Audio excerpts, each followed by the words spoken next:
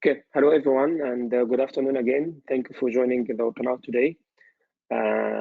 So today we'll be discussing a very important topic over the next 1 hour and a half, energy efficiency drivers for a more sustainable MENA region. We have an excellent lineup of speakers today.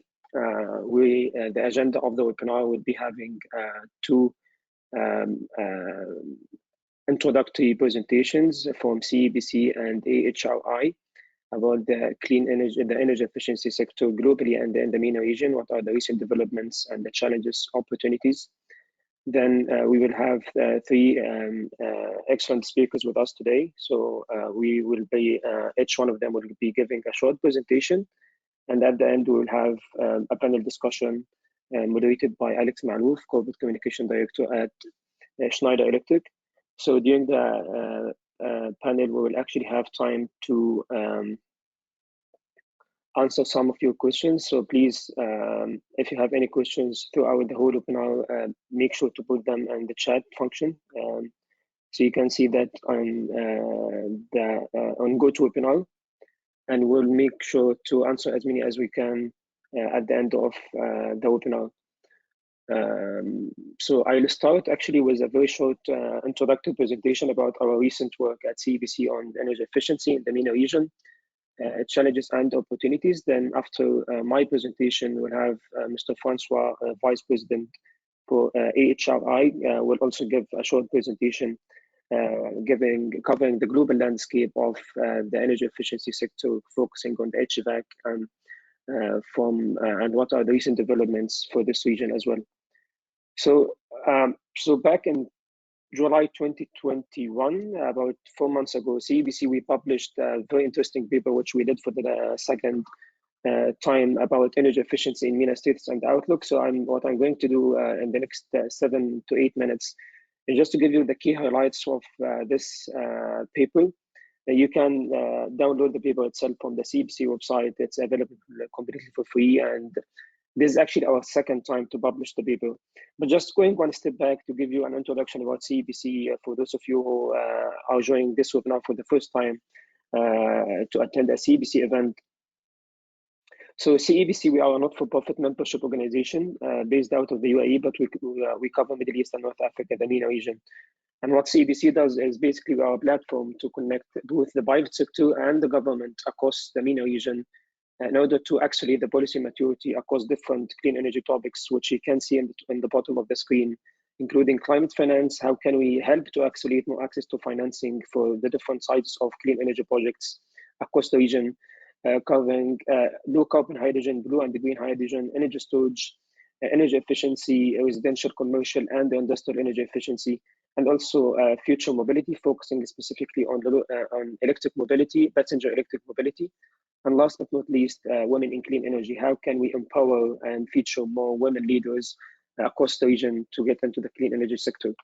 So we do a lot of research as well, which, as I mentioned, this paper I'm summarizing is one of them, but we do a lot of research on other topics I just mentioned, and we organize a lot of events. This webinar is one of them, but we also do in-person events, and mainly in the GCC. And we are proud of the partnerships we also have. So that's how we actually make sure that we bring a lot of benefits to our members and to the sector here. And this webinar is actually the first webinar in a series of webinars in partnership with AHRI. And this also, the webinar is basically to kick off our long-term partnership with them, which we are very proud of, and hopefully we'll have more engagements and more activities, not just on events, but also on research and policy dialogues across the next few months as well. So as I mentioned, this paper is actually a second edition of a paper that we published back in 2018. And the 2018 version was actually focusing mainly on the GCC region, where the one we published back in July is covering the whole MENA region. And the paper really looks at, you can actually find the two versions. So you actually can also compare the developments across all the countries. So it's also segmented by country. So you can see the developments across the different sectors in all the countries over the last 3 years. And you can also see the potential and opportunities each one of these countries have within the different sectors of energy efficiency.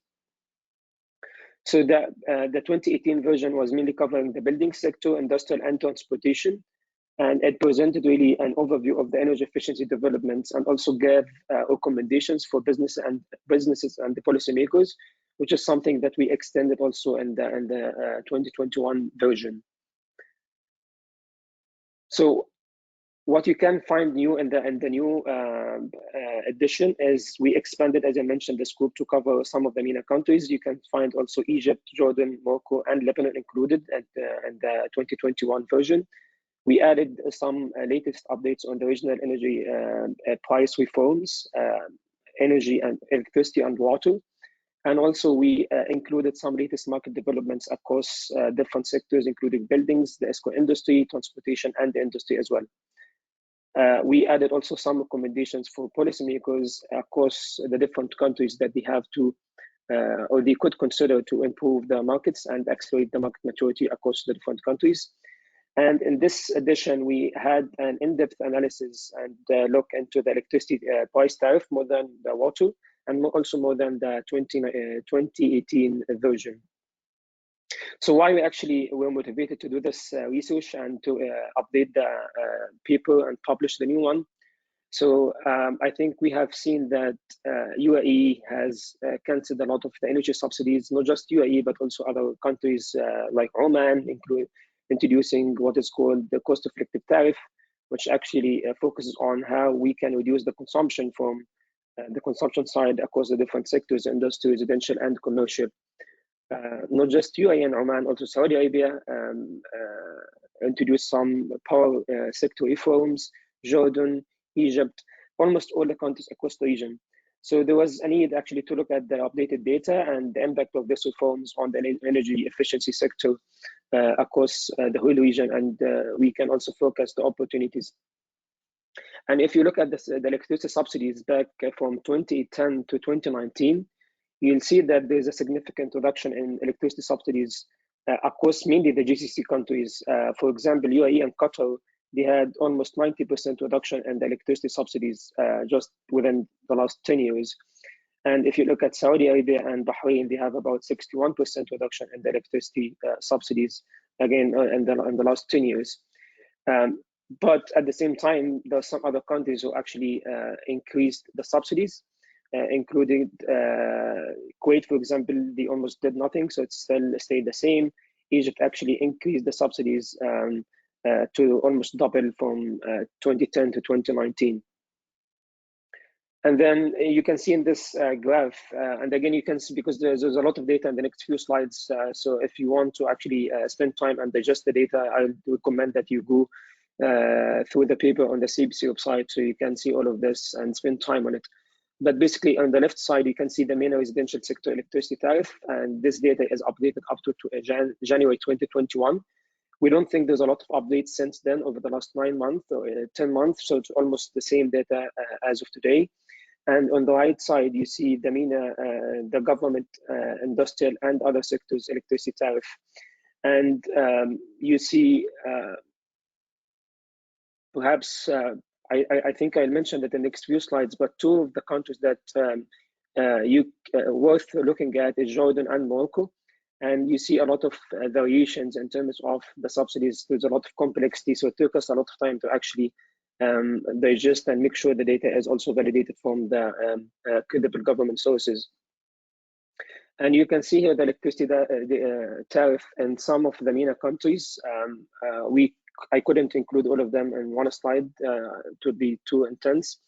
But for example, the left one is UAE, mainly focusing on the northern Emirates and also the non-residential electricity tariff. You see the variations of commercial, agricultural, government, industrial sectors. And on the right side, you see, for example, a country like like Jordan for non-residential electricity tariff across the different sectors.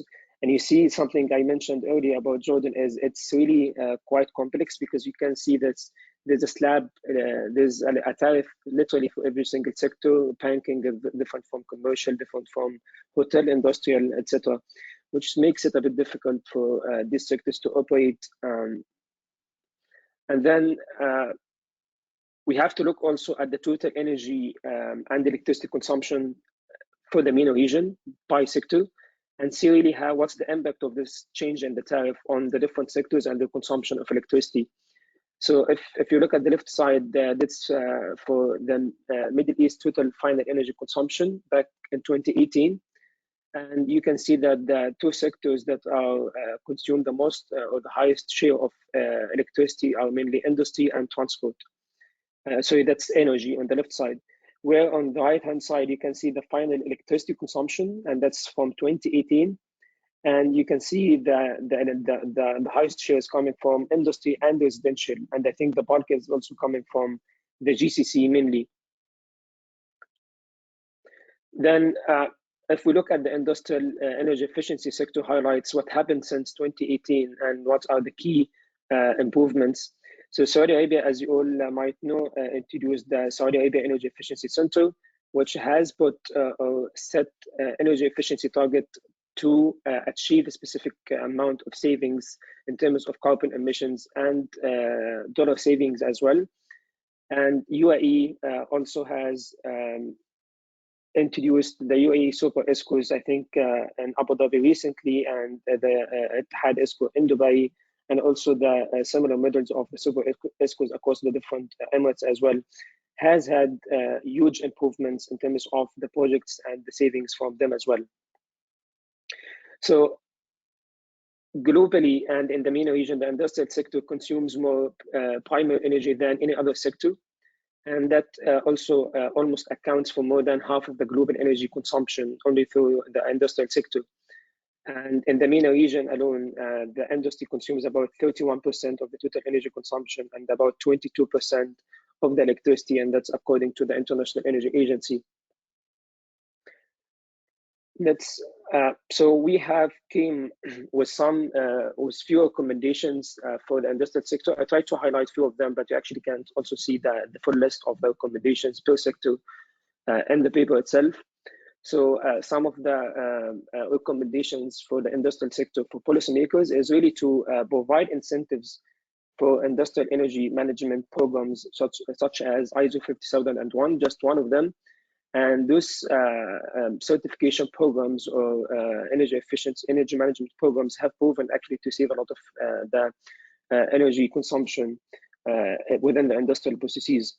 Another recommendation is really to provide incentives to industrial organizations to perform energy audits. Right now, we don't see clear incentives why industry would actually look into this and consider it. So providing this kind of incentives would have a huge impact as we expect. The third recommendation is really to develop an industrial energy management workforce, and so to have really training programs that would qualify industrial energy management engineers and project managers. So we do have some recommendations for the building owners as well for the building sector. And it's really I think that's an area where there's a huge gap. And one of the areas we're actually trying to go is to reach out to the building owners to make sure that they also understand what we're trying to recommend. So it's really to define goals, so that as an organization, you need to have a sustainability and energy savings goals.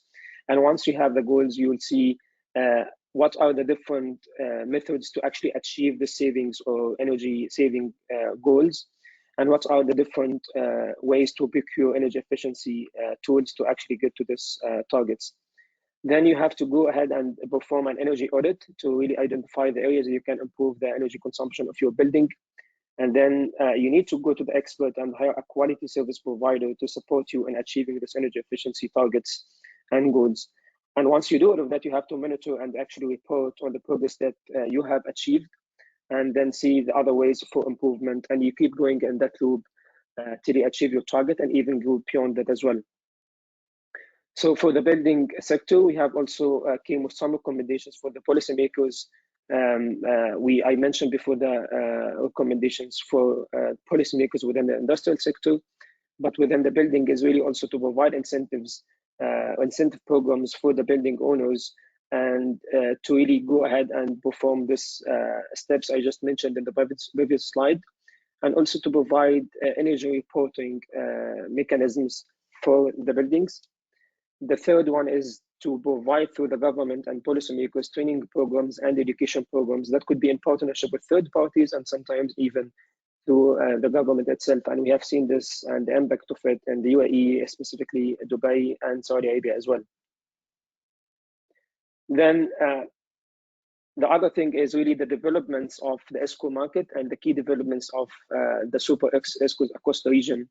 So right now we have officially 3 main super ESCOs across the, or 4, but in 3 different countries across the region, 2 in the UAE, Abu Dhabi Energy Services in Abu Dhabi, and AHRI ESCO in Dubai. You have Saudi Tawshid in Saudi Arabia, and you have the Energy Efficiency Center agency, in Morocco as well. Each one of them have achieved, I think, very promising targets, and they have a lot of future targets as well. You can see the numbers here, but just to be mindful of the time, I'll just conclude here.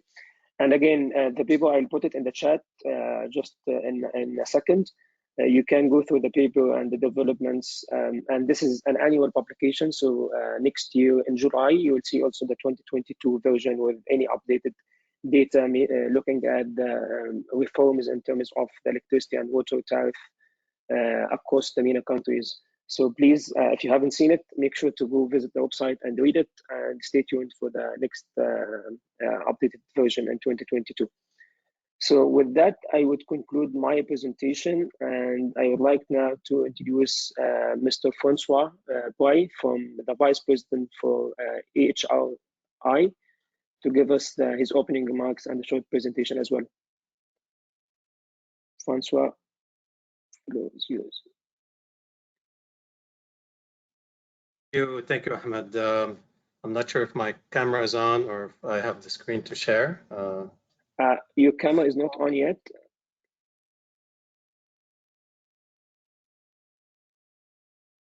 Yeah, now we can see you. Thank you very much. Thank you. It's a pleasure to be here today. Welcome, everyone. And this is an exciting day because it's the start of our partnership with CEBC. Having seen what they presented today and knowing enough about them, this is a partnership that will be very productive together as associations, helping the industry and stakeholders deal with energy challenges. Today I'm talking about the, I'm going to share my screen. Can you all see my screen? Yes, perfect. Okay, good. Thank you. So I'm also honored to represent AHRI today to speak on energy efficiency, compliance, and green buildings. I will give you first a brief intro on AHRI and then dive into green buildings, compliance, and then certification.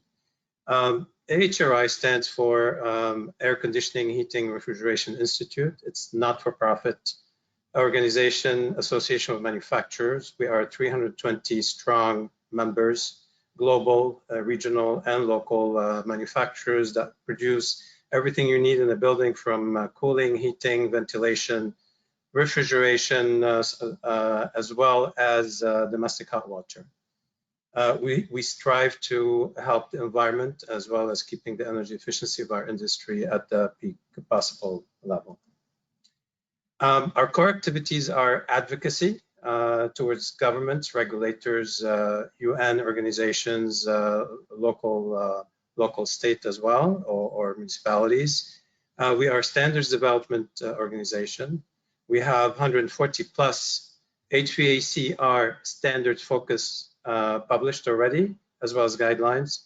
And those are developed by industry experts. And by that, I mean the collective members that we have that usually compete in the field get together in technical sessions to define standards that they can all agree that those are fair, accurate, and representative of a proper efficiency of the system. They all agree on that, and they see that as a valid, approved standard by all of them. Now, standards without tools to enforce them or implement them, we say بالعربي حبر على الورق, or in French, lettre morte. So we need certification tools to enforce, not enforce, but to comply with standards, hence the AHRI certification program that we manage. We have 40 plus programs and more than 1,000 licensees, meaning companies that have using our certification program, of which 280 are international. Our certification standard certification program is approved and used as a certification body in the US as well as here in the region. We also organize industry events like the AHRI Expo, participate in local ones. We also have programs for training technicians. You know, equipment that is efficient is not good enough unless it's operated as so.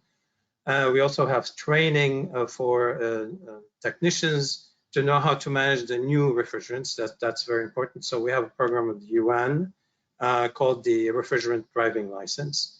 You can all use access to these programs here. Reach out to us if you are interested. And we conduct research on behalf of the industry and publish research on refrigerant and other items. Oops, sorry.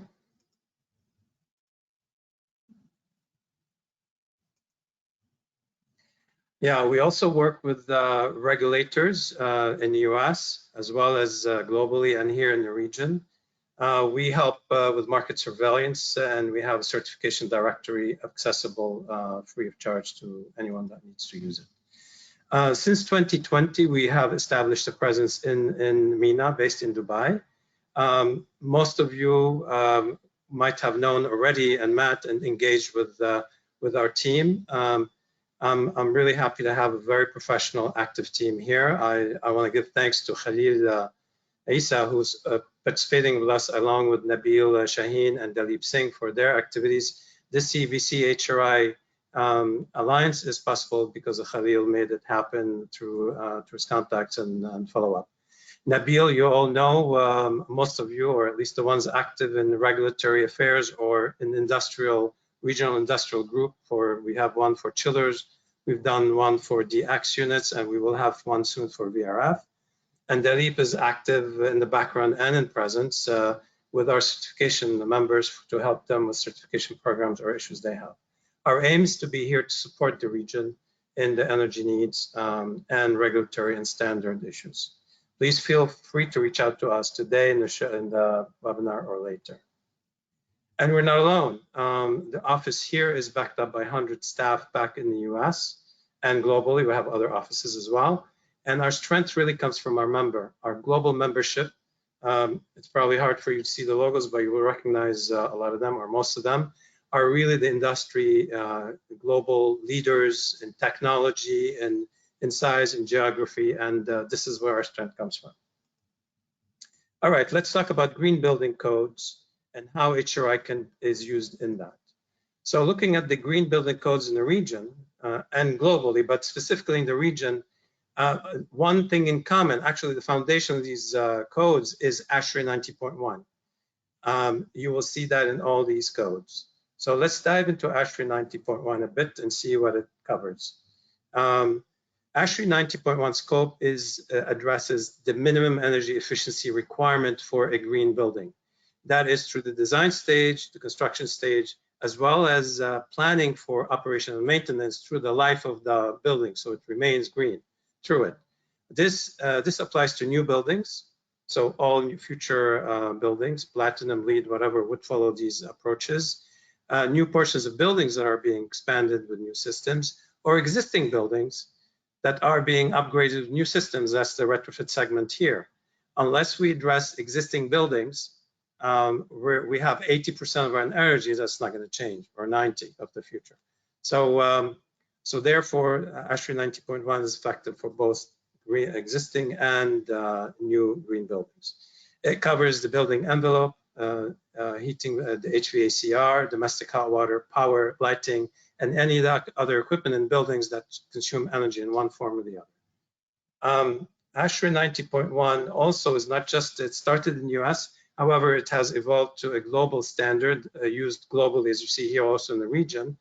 And it has also in the Annex A1 of the standard, the AHRI 169 for climate zone design. So it defines each zone, what its region's temperatures and how to design for that in an efficient manner. Each zone has different obstacles because of the climate. So AHRI 90.1 defines by zone the energy efficiency. And I'm also glad to say that, sorry, I can see my screen 1 moment.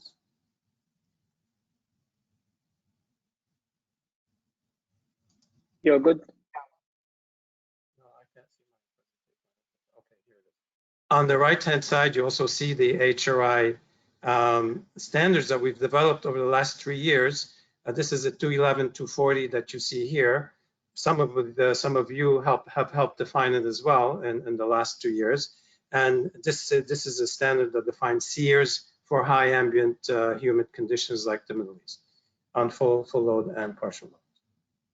So where is AHRI standards in AHRI 90.1? Well, they're everywhere. We start with, they are defined as normative standards, are listed in the section 12 of AHRI 90.1. And by definition, in the standard of AHRI, normative standards are considered to be integral part of the mandatory requirement of AHRI 90.1. So those are mandatory requirements, not optional, not a reference. And the list, the normative table has a lot of standards for the whole building design. For the HVAC equipment, there are 18 standards of AHRI. I will list the 210, 240 for DX split units below 5 ton, 340, 360 for DX unit over 5 ton to the whatever capacity you can do, 1230 for VRF systems, and 550, 590 chillers. And this is only to mention a few. So AHRI are normative standards, which is mandatory to build green building in AHRI 90.1. On the other side, you also have mandatory provisions. So AHRI 90.1, and it is updated on a regular basis to take into account the latest in technologies. In this case here, you have for air conditioning below 65,000 BTU 5.5 ton, there's a requirement of 15 SEER or 13 SEER minimum as an efficiency. And how to test and confirm this efficiency is listed here as a test procedure of AHRI 211, 240. So it is mandatory to follow efficiencies, minimum efficiencies, as defined by certain standards, which in the 90.1 is 210, 240. For that case, we have all the standards listed in that table. All right, so once a designer or contractor submits a design and stuff, so how to know, how to be sure that what is on paper will reflect in reality in the building. So a catalog, a table, a capacity table, how to know that this is real and tested by third party. Well, this is where 90.1 mandatory provision, section 6.4, 1.4, has a section on verification of equipment efficiency, meaning a third party verification. It states if selected equipment is covered by a certification program, then there should be, with provisions of verification challenges, then the certificate should be submitted along with the product being submitted to make sure that it does meet the efficiency. If for some reason a product does not have a certification, then it is required to go through the independent lab testing to confirm. And keep in mind, we're talking about, in this case, SEER, so that's testing a lot of points as well. All right. This is about 90.1. So why did 90.1 adopt certification, AHRI certification as a compliance tool? What is the reason? So let's cover a bit of that as well. First of all, let's define what is not AHRI certified. So when you hear, and I've been in the industry and I know and I've seen, I've read a lot of submittals you will see or proposals say rated as per AHRI standard. Well, what does that mean? It definitely does not mean it's certified, and not to be confused with that. Rated as per AHRI standard essentially means the supplier is stating a performance based on read at ambient temperatures and operating temperatures that are mentioned in the AHRI standard. That's all what rated as per AHRI standard means. It does not mean compliance to standard. It may or not, but in the case when they say rated, it does not mean compliance to standard. It does not, there is no independent verification of the claim of the capacity. There are no clear test method adopted, even if the factory tested it. It's not clear what test method they adopted or what accuracy or stringency they used. Therefore, it is not possible to fairly or accurately compare suppliers' performance. So if somebody says rated per HRI and it's 10 SEER, somebody else says it's 11 SEER, how would you know it is being tested and confirmed by third party in the same way? So I hope that clears that point. So what is certification? So you see here the process of certification. These 4 boxes reflect between 3 to 6 months per product once you first do it, and then it's easier once you're already in the program and faster. These 4 steps would lead eventually to say, okay, you obtain a certification. That means you conform to the standard. You are subject to rigorous tests. They are independently measured, third-party verified, and it is easy to provide comparison between various products. Let's dive a bit into this. So it is a systematic and driven conformity assessment. We start with the data submittal once a manufacturer does the application. Then HRI requires the performance data for the units in scope, meaning the table of capacities. Basic model groups are then defined, meaning if you have 15, how many basic model, 15 outdoors, 3 or whatever, we define how many units consist BMG. The manufacturer is requested to submit their own testing of the units. All right, so they test at their factory and they submit those data. And HRI might also request additional data, maybe factory data if it's the first time we see the factory, or other things that are required for compliance. Once we receive that, we will review, we will analyze, and then we will select randomly. The supplier doesn't know, we will select randomly 10 to 30% of the BMGs, depending on the standard we're talking about, as well as we adopt labs and test samples on a random basis, meaning qualified labs of our own. There are failure penalties. So if you stated a certain performance and capacity or efficiency, and it fails a certain accuracy level of, I think it's 5% at full load, then the test fails. You have one chance to do it, and then what the point is, failing or misreporting data has penalties with it, which means suppliers are already self-policing when they submit to certification. Once the test passes, then you are accepted in the program and automatically you are on the list of the directory with a certificate number. This is not the end of it. Once you're listed, every year there's a HRI picks again at random samples. There's analytics test sample selection as well, again at random. The labs are random, and any supplier participating in the program can challenge, can say, this supplier, I doubt, I need them to test. So there will be additional tests for that. For sure, if that supplier that is being challenged passes the test, the challenger pays for the cost. Otherwise, it's reverse, and then there's consequences, of course, for that. All right. So we have the analytics. We report to our certificate participants how they do over time, so they can also learn, and they use this data actually to improve their own efficiencies as we go forward, pushing the envelope. So as I mentioned earlier, HRI has a verification and challenge process that can be used by any participant or even regulators if needed, and there are escalating penalties for tests. So this makes the HRI standard a very accepted, respected gold standard for certification. Let's talk about the labs. AHRI does not own its labs. We qualify labs, we accredit labs, and it is the most stringent in the industry to do that. So a qualified lab of HRI needs to meet 2 different standards. One is the ISO IEC 17025, which is a standard for laboratories. It is a quality management testing lab in any industry. However, the ISO 17025 applies to tobacco as well as liquids, as well as to HVAC. They have to comply according to their own quality system. The auditors that are inspecting are not necessarily from the HVAC, but they are auditors, which is good. And the audit cycle depends on the availability of the auditors and their approach. On top of selecting an ISO 17025, which is already a very good lab, we add on top of it our own HRI qualified lab standard, which is 140. This is HVAC specific. It's written for the HVAC. It is the technical standards are written by is for labs of HVAC. It is also assigned an auditor that's specialized in HVAC, and it goes through an annual audit the lab does. AHRI in it becoming global is aware that we need to expand our laboratory footprint.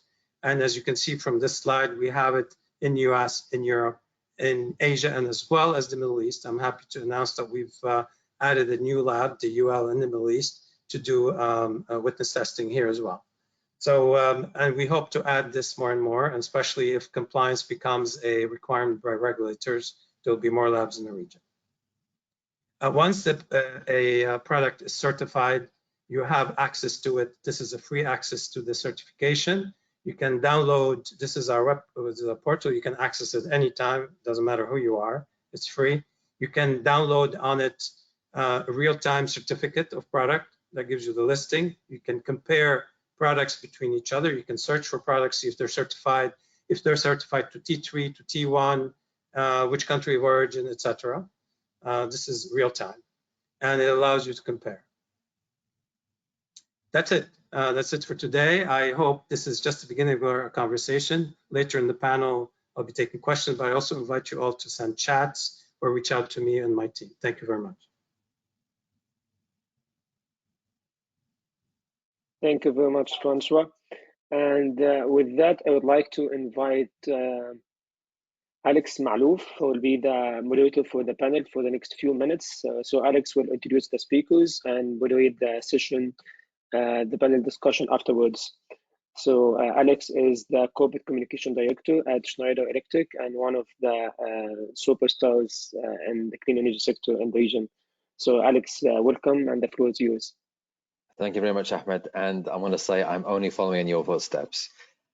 We have 3 short presentations next. I'm just going to say very quickly, if you have any questions, please do share them in the chat box because we will have a Q&A at the end, and we do welcome your inputs, your questions. It is for you, so please do ask whatever you would like. So first of all, we have a person who really doesn't need any introduction, Habiba Al-Marashi. Habiba has been working in the environmental space for many years in the UAE.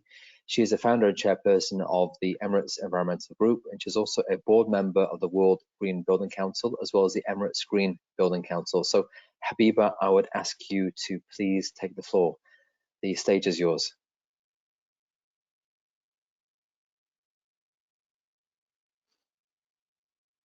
Thank you very much, Alex, for that kind introduction. And thank you, Samir Ahmed, for inviting me. Clean Energy Business Council is an organization that is very dear to our heart, and we have witnessed its birth, and we have worked with it closely, and we continue to work with it very closely. So I thank you for inviting me to be involved in this important webinar.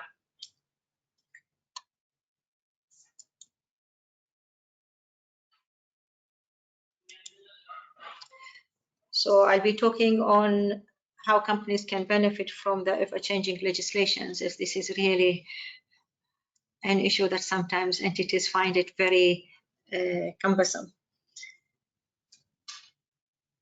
I hope you know that we take this from a holistic perspective, because not everybody is a technical person and not everyone is in the building industry, so is very familiar or gets into the details of the requirements of these technical issues. But on the holistic perspective as well, you know, how do we look at it and understand it and bring it to the masses and raise the awareness about these issues and mainstream it so that the benefit is generalized for everyone. So I would like to talk about, from the perspective of really all of us in our different spheres of life, how has the pandemic affected us, and what were the positives that came out of this. You know, certainly one of the things that everyone started realizing is the awareness. People started understanding and looking at their surroundings. They are looking at their air quality in the places that they occupy, in their homes, in their workplaces, in the schools that their children go to. There were a lot of rumors that has come up. Social media was ripe with misconceptions, false informations, accusations, and it keeps on. And it created a huge fear, really, instilled in every one of us, particularly in the beginning of the COVID period, when there was so little information about this whole issue and the understanding of the general public to the pandemic. And then, you know, we look at it from the other side. It started opening up doors of opportunities for those in the business. You know, people wanting a cleaner quality systems. They are looking at energy efficiency. They are looking at indoor air quality. It became an issue that is discussed on the dining tables. People looking at simple humidifiers all the way to full HVAC systems. In the hospitals, particularly in the healthcare sectors, you know, patients were put in isolation rooms, and those in isolation rooms, we needed really to have a proper circulation. At the same time, you are looking at the particles circulating, and they cannot be part of another circulation. So that looked at the toxicity of the whole issue, and the exposure of patients who are sick, but they were not COVID patients, you know, avoiding them and not exposing them to pathogens, to particles which were circulating through the hospital's air systems, which really contributed to increasing the effect of the pandemic. And then it created the really specializing, putting hospitals that are only specialized in dealing with the pandemic.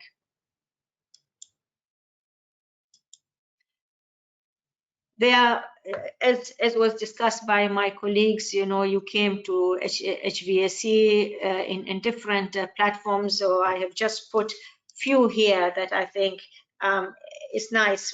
When I went through them, you know, for example, the European Commission regulation, it really established minimum eco-design requirements for all types of products in the HVAC industry, particularly in the European Union area. And they need to require and to operate on a minimum requirement with regards to the energy efficiency.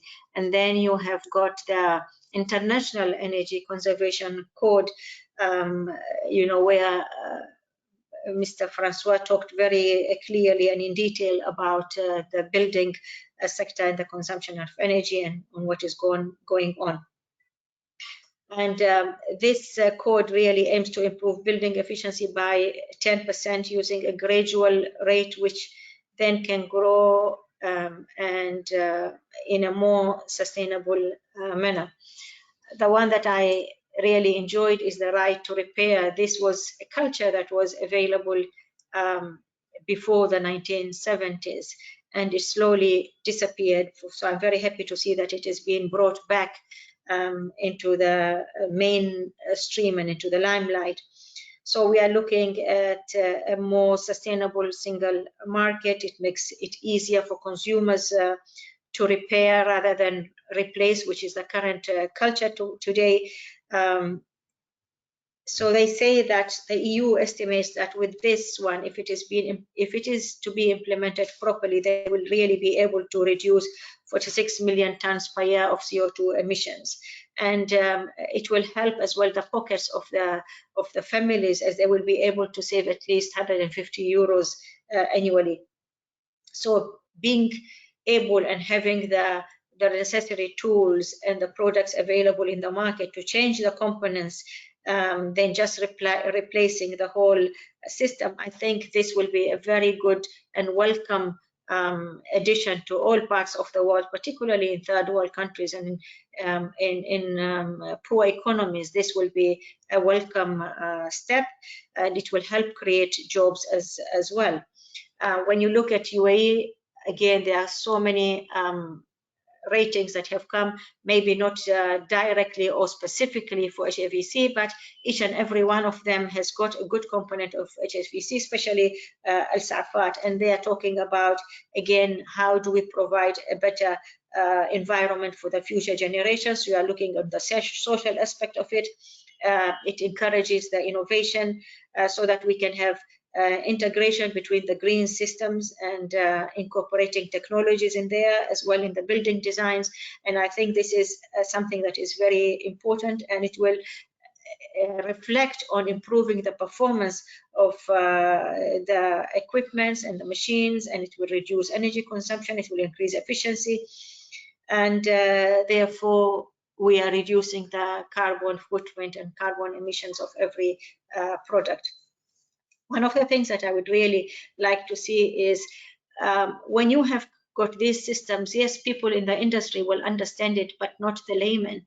So one of the things that I would like to see is to have labeling, proper manual to explain what is in this product, you know, so that people, to build loyalty really among the customer base. How is this product reliable? How is it relevant? Clarity of the information that has been provided, simplicity of the information that is being provided, transparency, accessibility of these products, you know, to different parts of the continent and of the planet as well. How do we benefit from these legislations? There are so many legislations coming out on the national level, global level, regional levels. So is there a one size fits all? How can we work with that, and how can really take from it what we want for the benefit of our own industries, our own countries, and what suits us best, and how to be able to choose the right ones? Because, you know, all these legislations, in the end of the day, you find these are all jargons and they are hassle.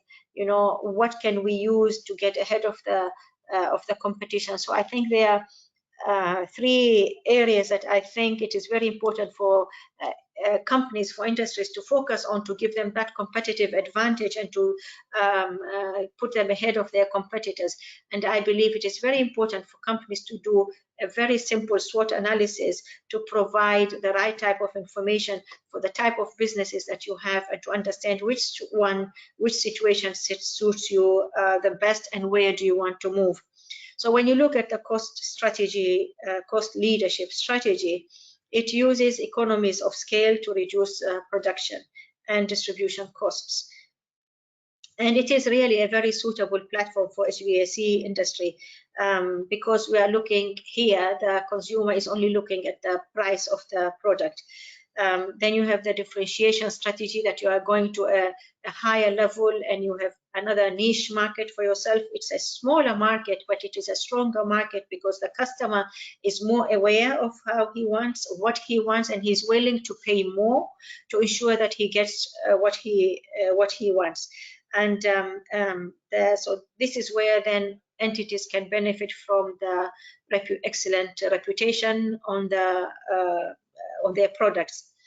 As for the focus strategy, it focuses on a particular product line, on a particular geographic location, and this is important if we really understand it correctly and we are prepared to invest in it, and we build our own capacity to be the leading experts in that particular. So it will definitely open the doors for the businesses that are interested to enter the market through this route.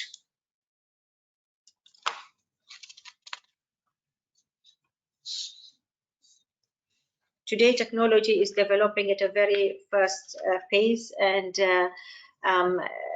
you know, every day we are discovering new technologies.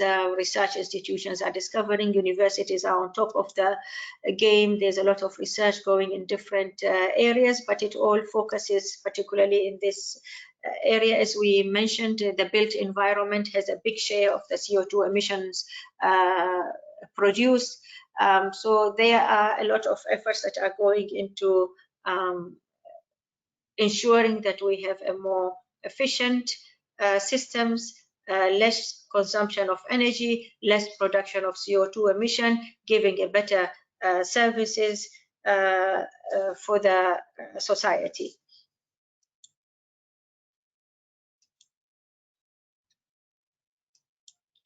Okay.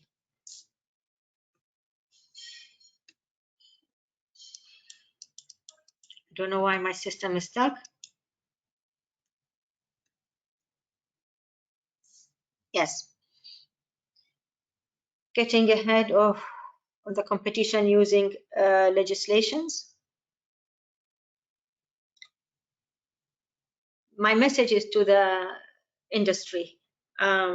While keeping up with the legislation, and this is very important, how can we be ahead of that by using legislation? So invest in ongoing education. It is very important for the industry, for the entities to understand what is coming there, to build the capacity within their own organizations, to be up to date with what is the latest in the market, regardless of where we are, and to propose, to enable us to react quickly, to enter the market in a confident way, in a solid way, and to actually as well open new markets where they may not exist. It is important that we find the right people to employ, qualified people, as they grow with the technological growth, and they end up playing a very central role in the development of their organizations and institutions. So this is very important that entities are proactive and target the individuals with and help to build their capacity and their skills, and to be able to make a positive impact and a measurable difference in the markets that they are working in. Welcoming innovation is a better way of doing a business and of just agreeing and accepting what is in existence. It is very important that we look at what is to foresee what is in the future, and to switch, to be able to switch to current system, and to look at what is coming up and to build ourselves.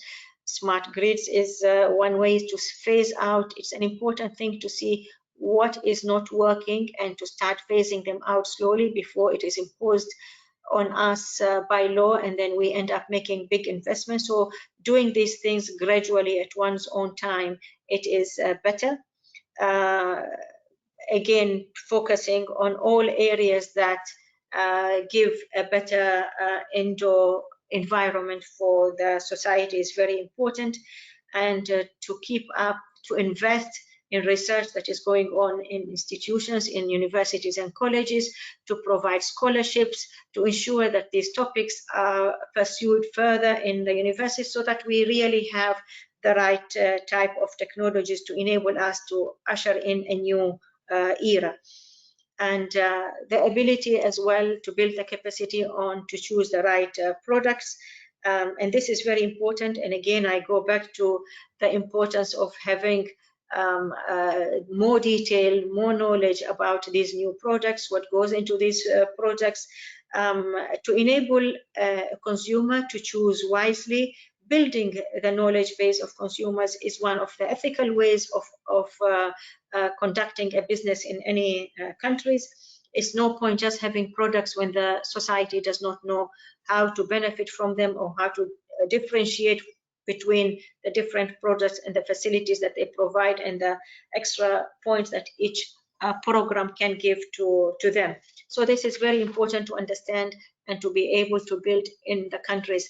And as I heard from Mr. Francois talking about the laboratories and the importance of opening them in the different, and the one that is going to be opened here recently, soon, inshallah. So these are all areas that entities in the industry need to be building their basis and the capacity of their consumer in the markets.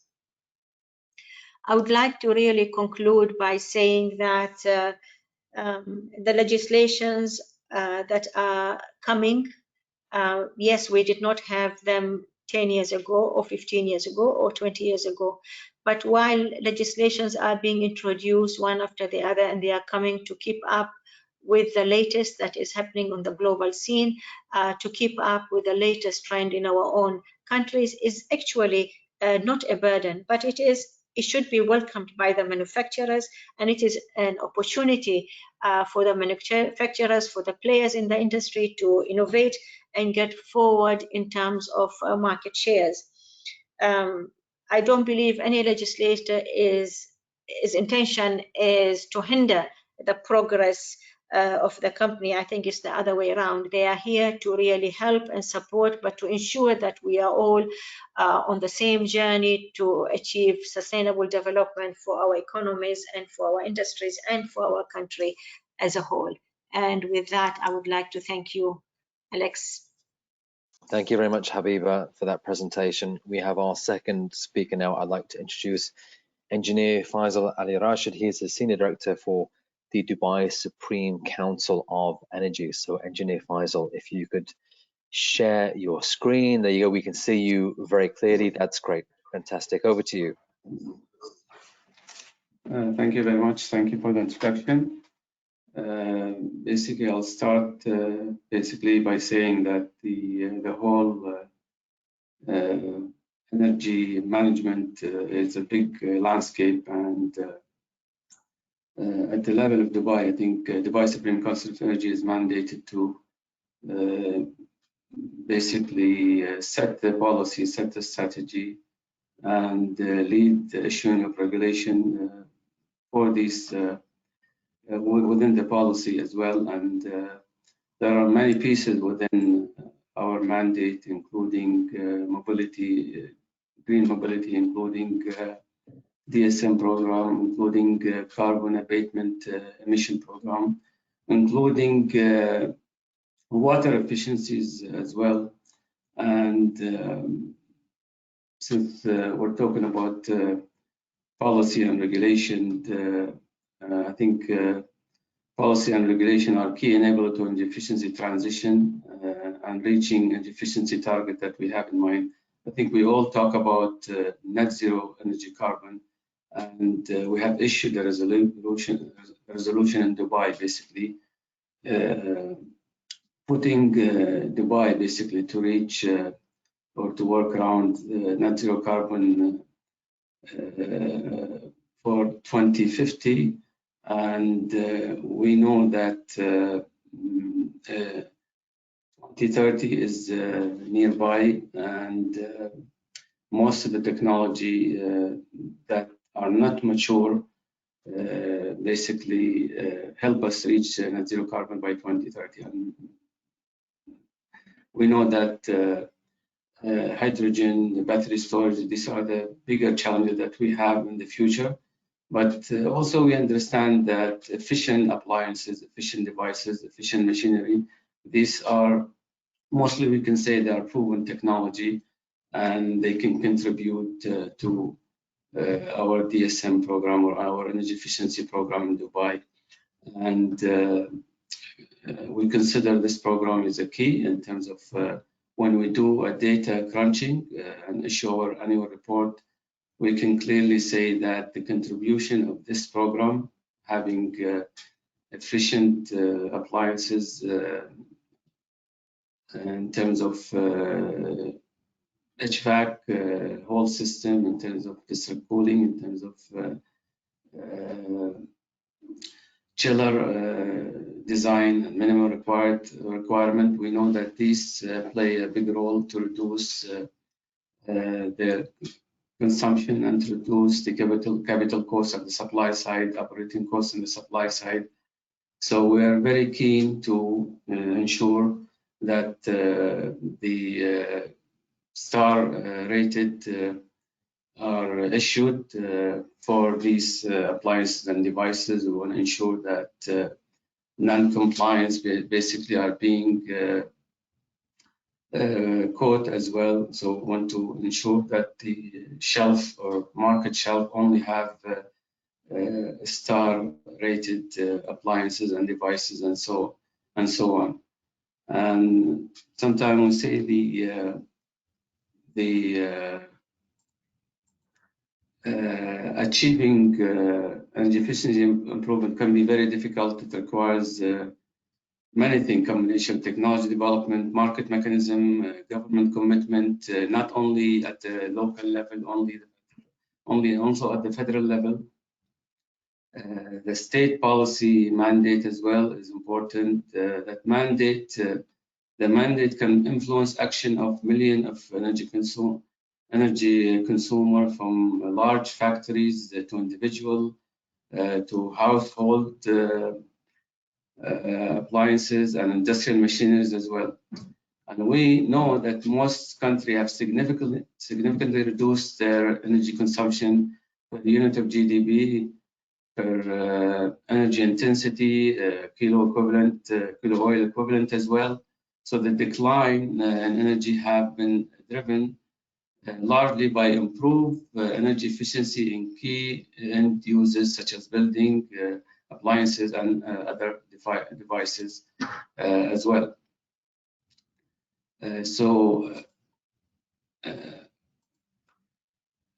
With this, I'd like to move to the second slide.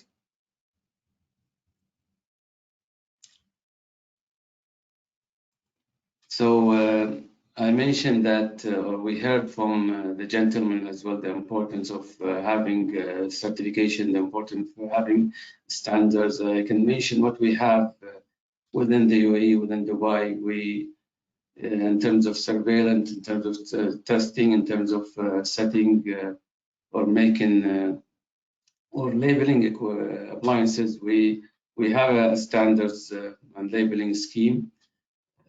Standards are developed for appliances, for equipment with minimum energy efficiency, performance, and a star rating scheme is already there.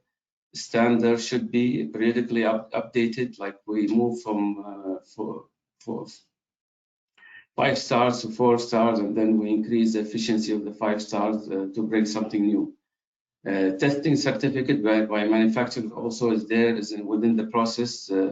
So before any manufacturer or supplier basically export their devices or machineries or appliances, they have to have the certification from the original manufacturer. So the certificate typically from the international lab or manufacturer lab, maybe it is not there. The labels also, we can say labels with a specific star rating are issued. Label enable manufacturer to import the product through custom to the UAE. What I can say is not very activated. Maybe we don't have a local own lab where we can do a spot checking for all equipment and machineries and devices that come into the countries. So we only depend on manufacturer basically certificate. I think this is something that has been in the discussion to basically able UAE or able all governmental responsible sector to do some spot checking to ensure that only complied equipment or devices or appliances come into the country. And we hope we basically activate the one that I'm showing in purple. And I look forward to the question and answer session.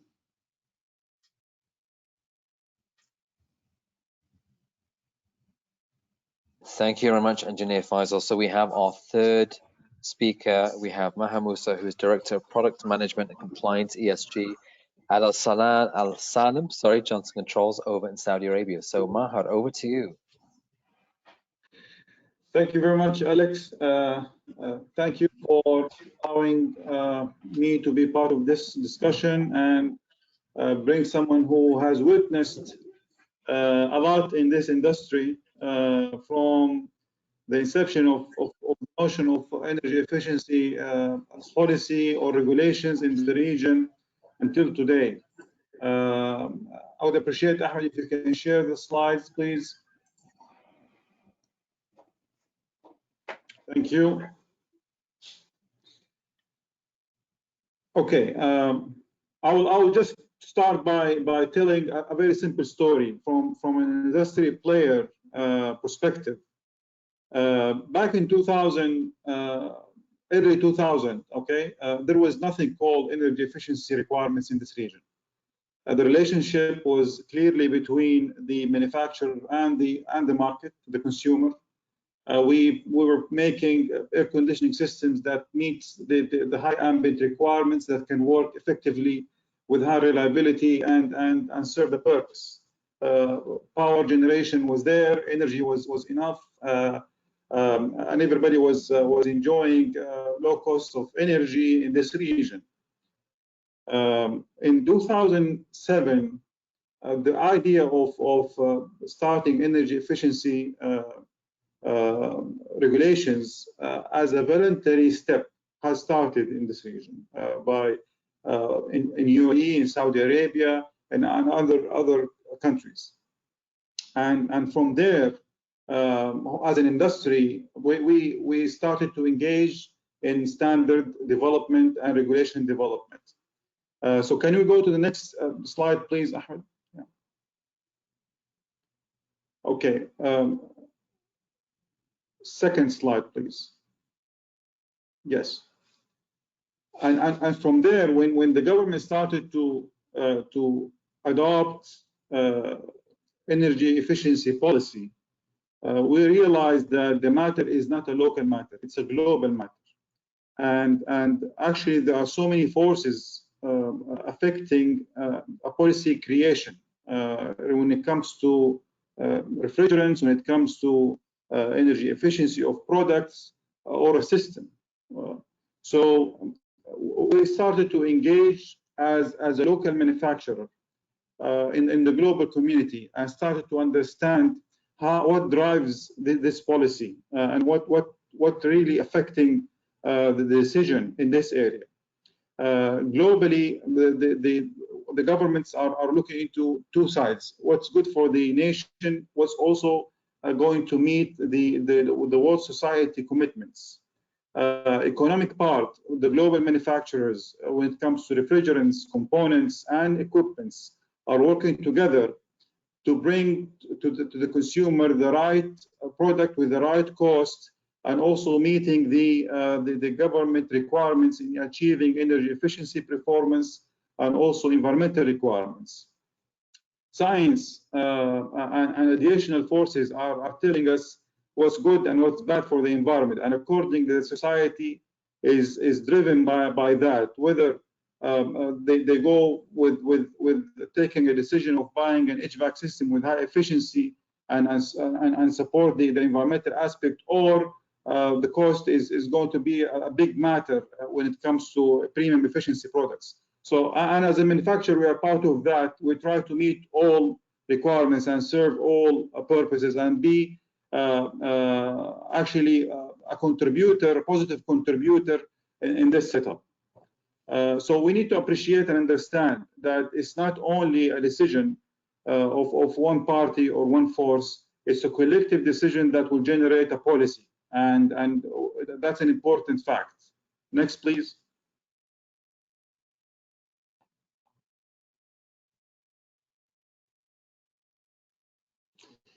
When it comes to our region, the GCC, it has a very special case. It's a very special case. It has so many requirements. So what drives policy in terms of environmental policy related to energy efficiency or environmental related matters like refrigerants and so on?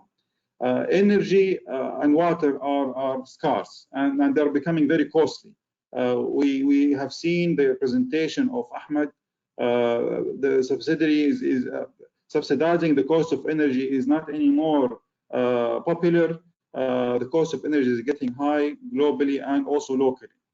At the same time, the HVAC system is a necessity. We cannot live without it. Sorry, cooling by itself is a necessity for our food security, for our comfort, for homes.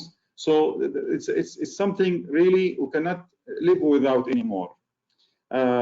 We have regulations coming from the global society when it comes to climate change, when it comes to refrigerants. So we need to deal with that as well. Local content for countries with local manufacturing, the economic part is very important.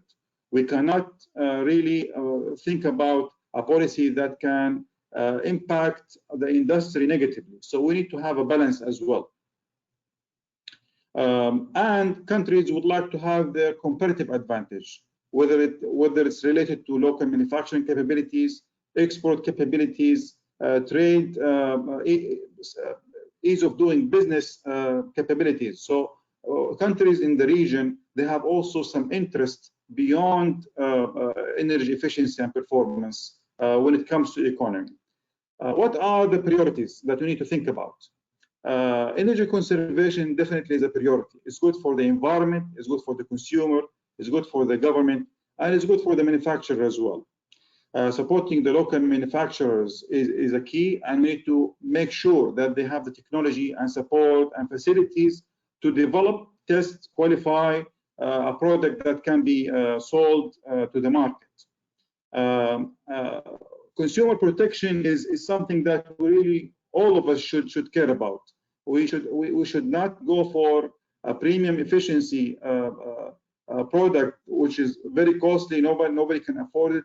At the same time, we need to make sure that we deliver a product that meets energy efficiency requirements effectively, that is qualified and certified and proven to deliver the efficiency, and also with reasonable value for the consumer, or the right value for the consumer. Environmental and international agreements that the country is related to or signed with needs to be met for sure. That's a commitment on the country. What are the challenges we have in this industry? When we started the regulations, we were talking about only room air conditioners. Now we are talking about a full range, starting from room air conditioners up to 5,000 tons chiller. Okay, so really we are dealing with a very complex industry. The HVAC industry is very complex. Making regulations that cover all of that is a time-consuming exercise. And globally, there are products developed as a technology in the West, some other products developed in the East, and also we have different technology coming from Europe and so on.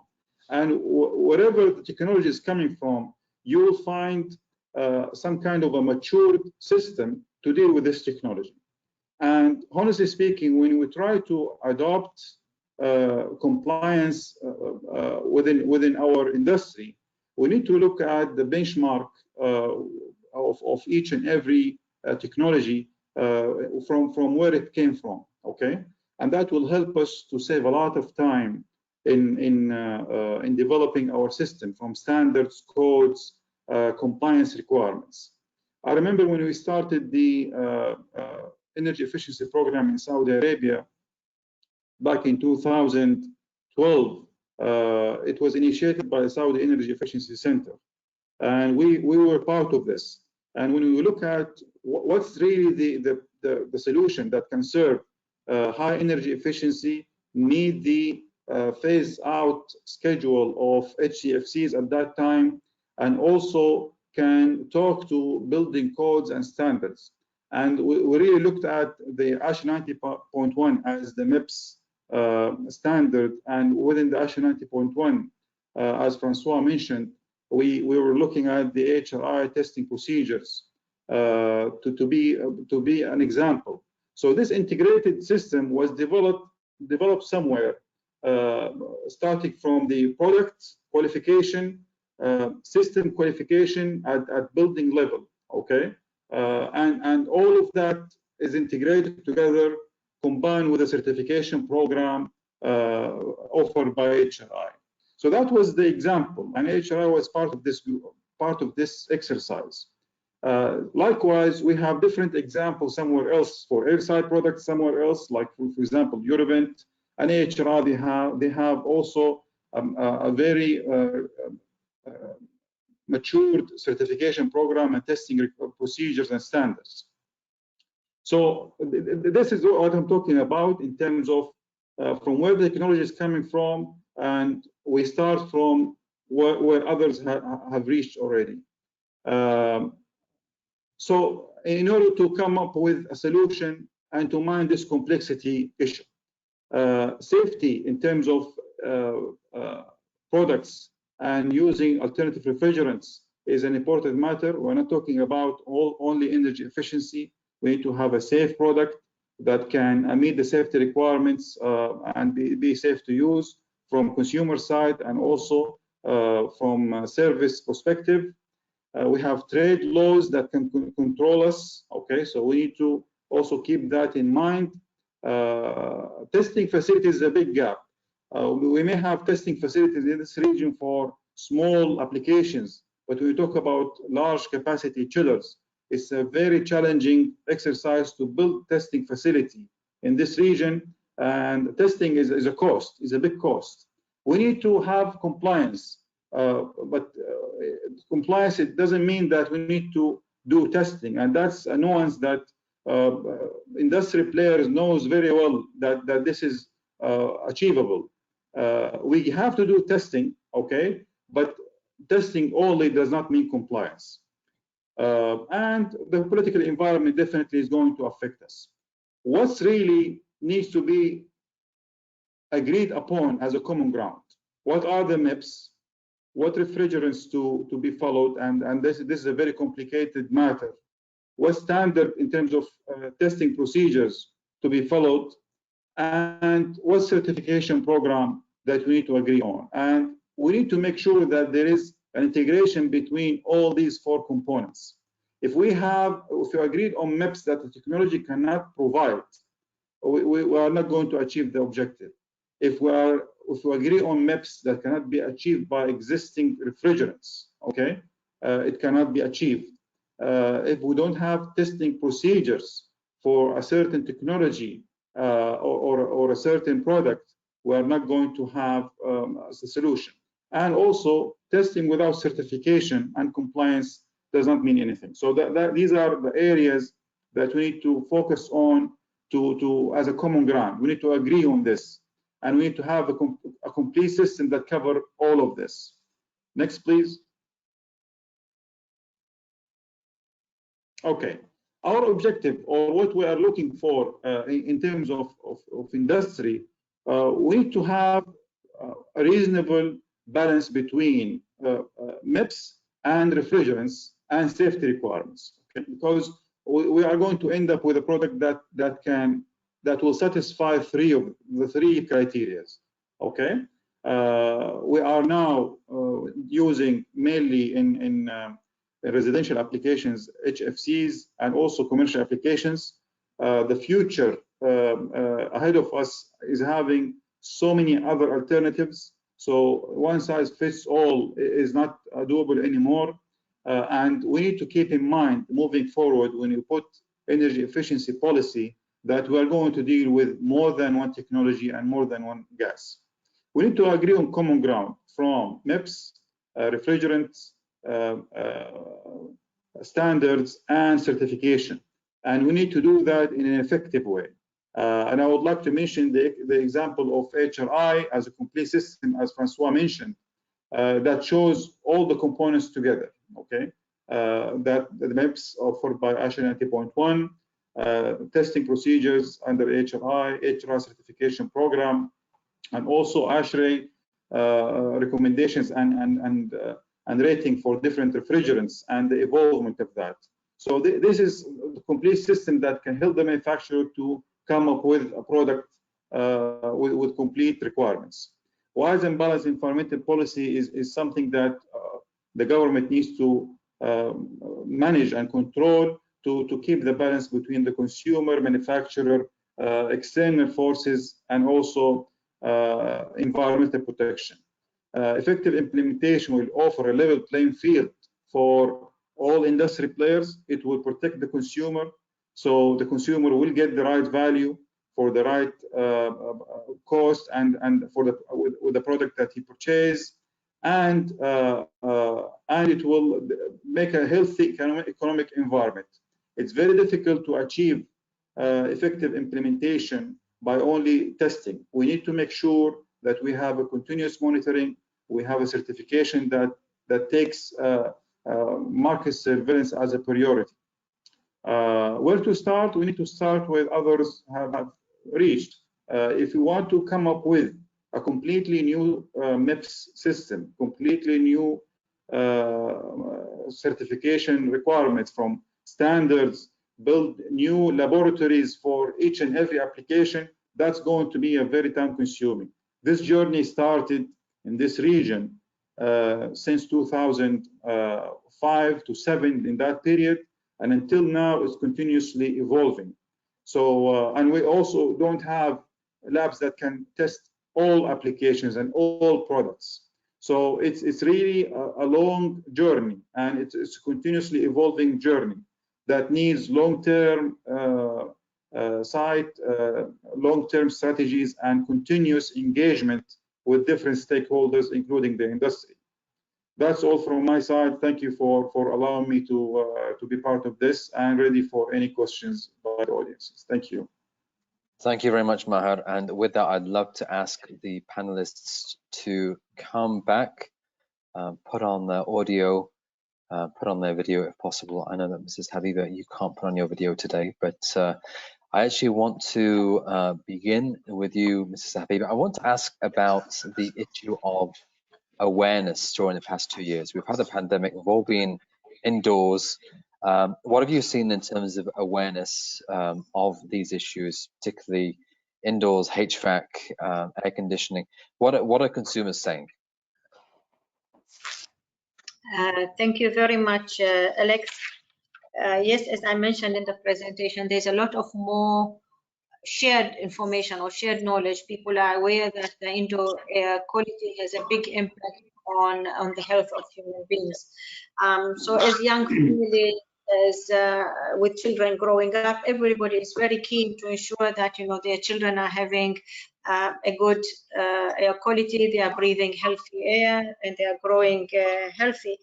And understanding the spread of pandemics comes from, or the spread of diseases actually comes from contaminated indoor air quality and poor ventilation system and circulation systems.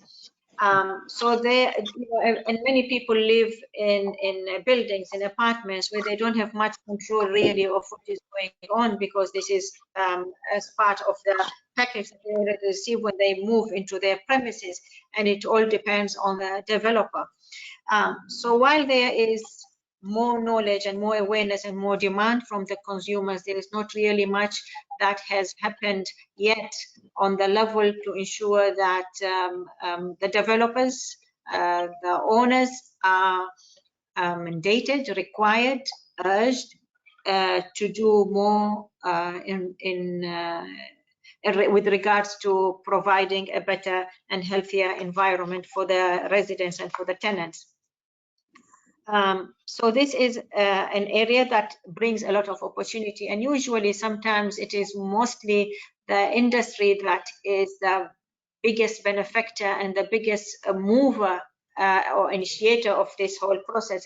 So I believe personally that the industries, the sector, this sector has got a big opportunity in front of it now. Put this on the map, to encourage, to build awareness, to push it out, to become in public platform discussion, in morning radio interviews, in articles to be put in the papers, in social media messages that is shared. So there is more awareness, building knowledge, and the people know what is available in the market, and then you can have a better and a more informed decisions, and you can go to your developer or to the owner of your building to say that, to ask specific questions of really what is being developed. Consumer pressure is a very important tool, and this is really what moves economies in the Western world, and we are yet to reach that stage in this part of the world. Yes, we do have governments, for example, in the UAE, a lot of these issues are led by the government.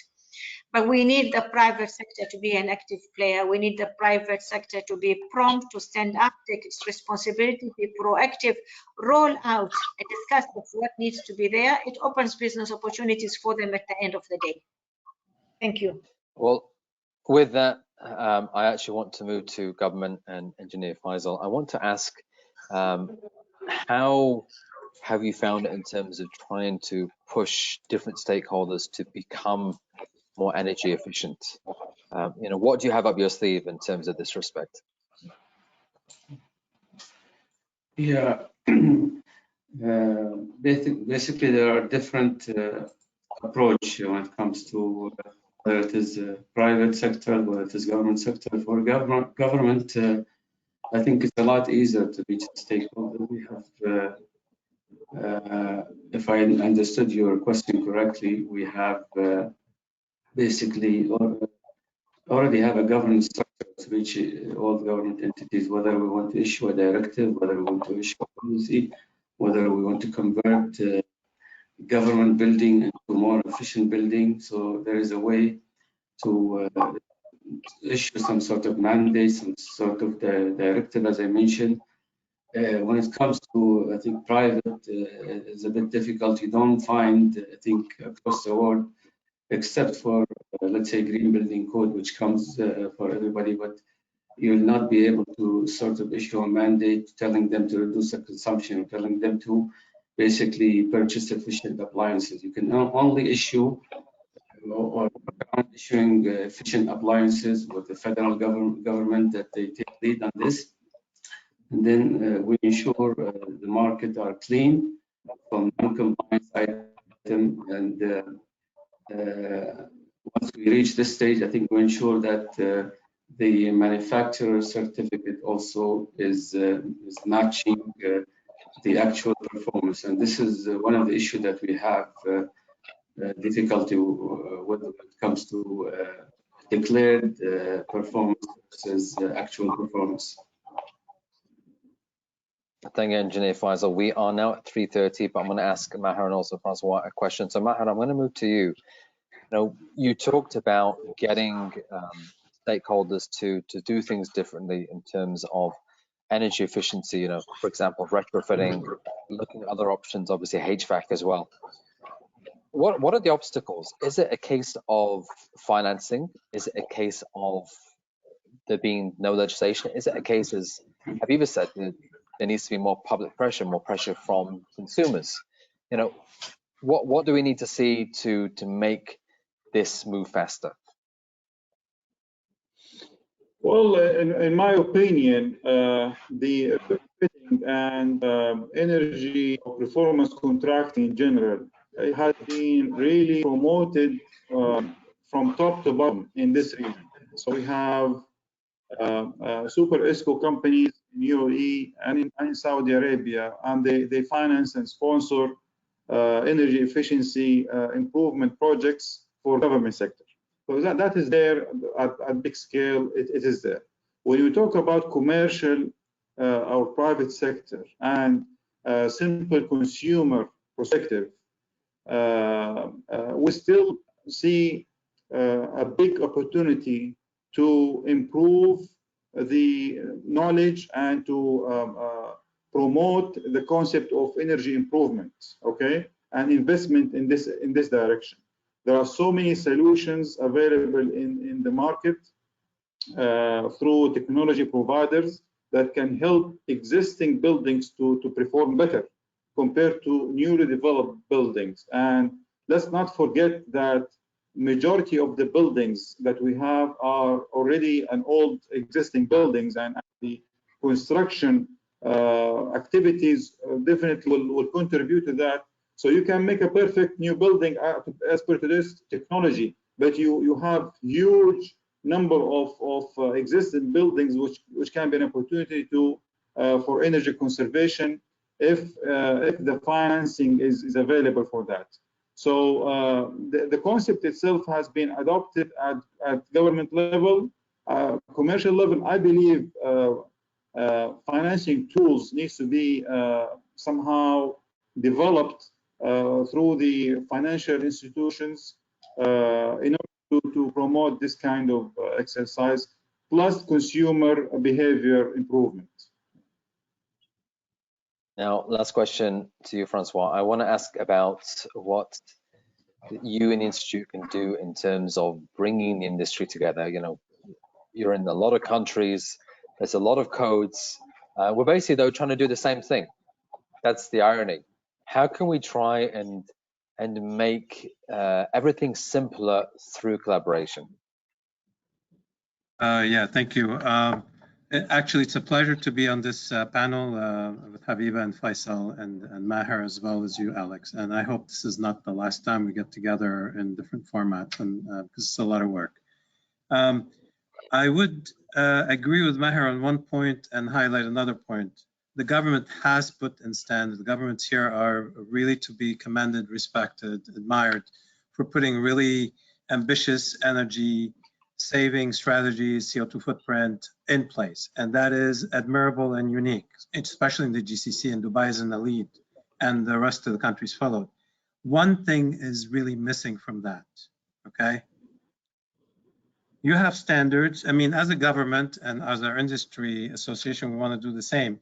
Implement standards that are energy efficient, keep the market fair and open, and create a green economy, right? I mean, this is the dream and this is the ambition. Unfortunately, today, what is happening is the standards are in place, but the market is not being fair, because how does even the government official or green building investor that is investing millions and billions to build a building, how do he know to compare an efficient product from not an efficient product? I'm talking about the HVAC product. They leave it up to the individual manufacturers to submit to, and we all have the resistance. I used to be a supplier before. I played at a higher level of ethics, as I think, but competitors need to sell, otherwise they don't survive, right? So the government has to introduce, and I say this is a government role or regulator's role, is a compliance tool. How do we know from a third party, and labs, independent labs are independent, but they're not testing to the same standard. They're not held to the same standard. So if I go and do my job as a manufacturer and follow what I think is the right standard according to AHRI or Eurovet, whatever standard I work with, and test it, maybe my product, not maybe, certainly my product is not going to look as appealing to somebody that didn't really do all the proper testing, right? Or somebody that didn't even do testing and submitting data. How do we know? The only way to know is to implement what is already working elsewhere, which is, in our case, AHRI certification. It's already in all the green building codes. The standards are referred to.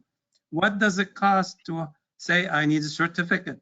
What does it cost? Now we have it for high ambient. This is our failure in the last 5 years. We didn't do it. We did it 3 years ago. So the manufacturers today, I can tell you one thing. Every manufacturer today has a big department today to do what? To do regulatory compliance. Not product development, not energy efficiency, not strategy. Compliance. The UAE is different than Saudi. UAE, inside UAE is different between ESMA, between Dubai municipality, between ADQCC, RAC, and the list goes on. It is very expensive for manufacturers that do it to do it right. It's very expensive to even introduce a product. All that energy is wasted, can be captured by adopting a compliance tool, which is a certification. And you have AHRI that is global. It's not just US, it's European products, it's local product, regional products, all the regional manufacturers have it, Asian products, you have Eurovent. I mean, you have these two. These are existing tool, not expensive, quality tools that everybody agrees to. But the manufacturers will not take that step, that extra step, because they're inundated with trying to meet regulations, and really not to have to stress themselves on the best efficiency to be able to sell. So I say harmonization is possible, even with all the existing standards today between SASO, ESMA. All you need is to say, I'm going to add a compliance tool to these standards. That is certification, not testing. Imagine the cost of testing. It's a fortune. Every manufacturer tests 5, 6, 10 different times. And still, the government and the regulators are not obtaining accuracy and fair comparison. And we're not getting the proper technology in the market. We're not helping a green economy take off that way. And it's easy. Thank you, It is not complicated. Thank you. It's a big issue to end on, and I'm sure we're going to be talking about this much more going ahead, but we are out of time. So I'm going to say thank you to Habiba, Engineer Faisal, Francois, and also Maher. And Ahmed, I'm going to pass back to you. Thank you, Alex. Thank you. Thank you. Oh.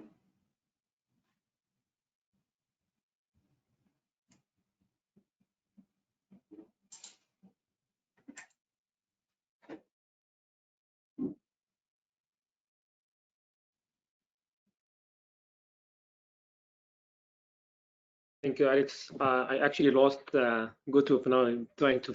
I have too many screens. Thank you, everyone, and thank you all for joining till the end. Thank you, Ms. Habiba, Engineer Faisal, Maher, Francois, Alex, and all attendees. And we'll be sharing the recording and the presentation slides with everyone within the next 1 day or two. Thank you all for joining, and have a wonderful evening and long weekend as well. Thank you. شكرا أحمد الله يوفقك إن شاء الله.